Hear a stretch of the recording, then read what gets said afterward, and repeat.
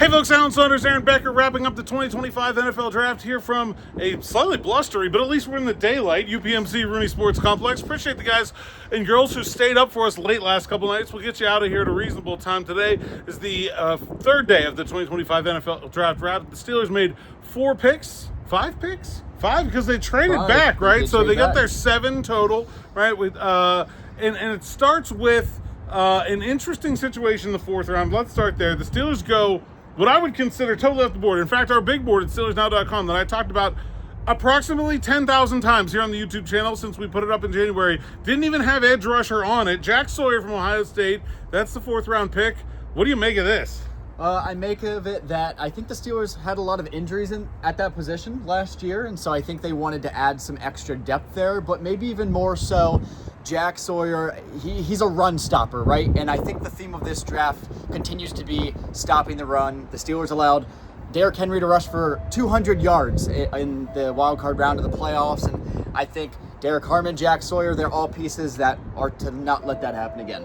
Yeah, I definitely think that the idea of this draft class was very much don't let that happen again. Like that, like when you combine Harmon, Sawyer, Yahya Black, which we'll get to in a bit here, like that, there was a consistent theme there. But I think Sawyer is really the one that hammers it home, right? We knew they were going to go D tackle, and maybe they would double dip at D tackle. Yeah. I don't really think that told us anything about the way they were thinking.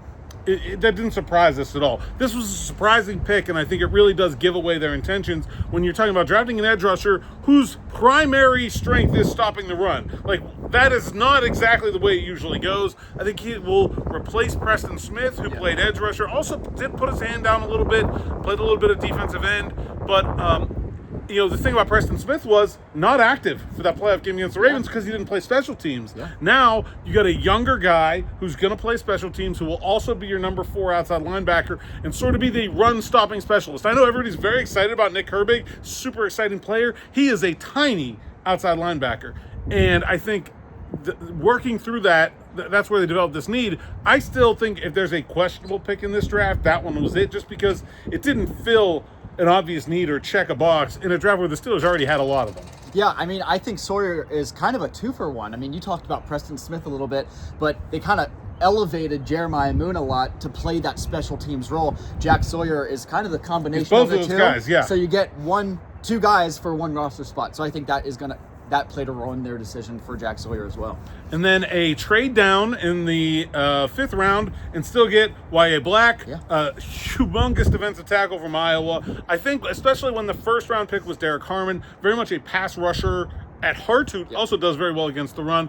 I expected a big guy to be the 2nd defensive tackle. He certainly is that. Yeah, 6'6", 336 pounds. That is a lot of meat for that defensive line. Again, like we've been saying this whole time, the Steelers have that mindset on defense to stop the run, and he's just going to plug up those running lanes, whether it's Derrick Henry or whoever they face. I mean, the Browns got Quinshawn Judkins since he has Chase Brown. So the Steelers not looking to get run all over like they did then last season. And then in the 6th round, finally addressing the quarterback position with Ohio State's Will Howard, who I had like a 4th round grade on, so I think they got really good value there. Yeah. But of course, they and the rest of the league sat there forever and let Shedeur Sanders go until he goes to the Browns, who traded back up into the 5th round to get him. Should the Steelers have jumped on Sanders earlier? Are you happy with Howard in the 6th? What do you make of the way this played out? Yeah, I mean, I'm happy with Howard in the 6th. He's gotten a lot of comparisons to Mason Rudolph, so I think they're very comparable players. Yeah, and do with that what you will, Steelers fans, if you're fans of Mason Rudolph or not. But I mean, you're not gonna find. I guess it's rare to find starters on day 3, right? Yeah. So I would take a Mason Rudolph on day 3 any day. And I think that's exactly what Will Howard can be for this team. Again, I think Aaron Rodgers is still going to be the missing piece to this quarterback room puzzle. But yeah, I mean, and in the 4th round, getting a guy like Jack Sawyer, like we just talked about, and passing on Shedeur, I would rather have Jack Sawyer and Will Howard than Shedeur. I'll say this. I think if you are drafting the player on day 3 with the intention that you are probably getting a backup, I think Will Howard fits that role better. I think Shedeur Sanders has a lot better starter upside, or at least a lot more likelihood of reaching his upside as a starting quarterback. But from a personality standpoint, from a guy to be he's going to be the number 3 quarterback. Yeah. I can't imagine Shedeur Sanders as the third guy on a depth chart, like what that would be like, I just, like, that's a situation I think I might want to stay away from. So I think, like, we heard our Rooney talk, we heard Mike Tomlin talking on NFL Network today.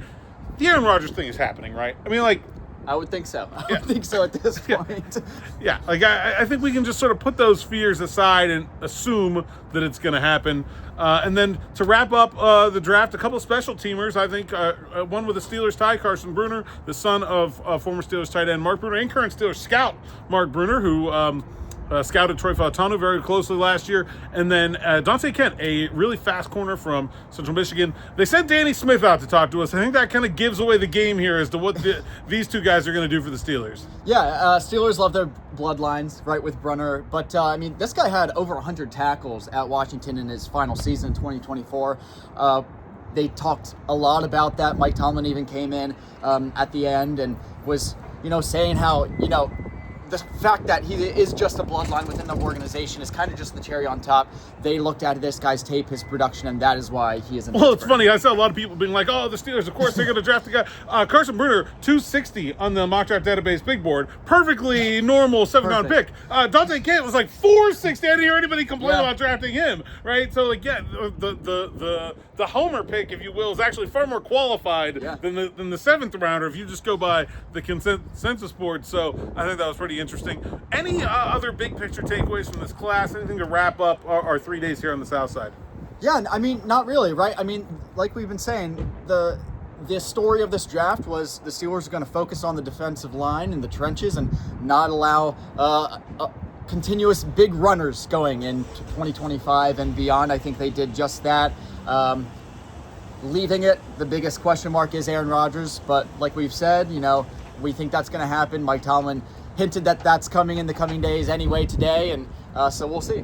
Yeah, I don't think there was any eye-popping moves where it was like, oh my God, I can't believe this guy fell to them, like we've seen the last 2 years. We've gone Caleb Johnson, very good value. Jack Sawyer, very good value. I also think just generally when you set out to be like, we're going to stop the run, that's just a less sexy draft, right? I mean, not that offensive line in the last 2 years was either, but I think this is I think a bit more muted reaction to this draft compared to the last two, but I think it's quality. And I think there's a lot of players that are going to be big parts of the Steelers here moving forward. So that's all we got for today. Thanks for joining us for these 3 days here on the South Side. Aaron and I are going to go get some sleep now, if we can remember how to do that. So for Aaron Becker, I'm Alan Saunders. Thanks for listening. Thanks for watching. And until next time, which will be a while, enjoy.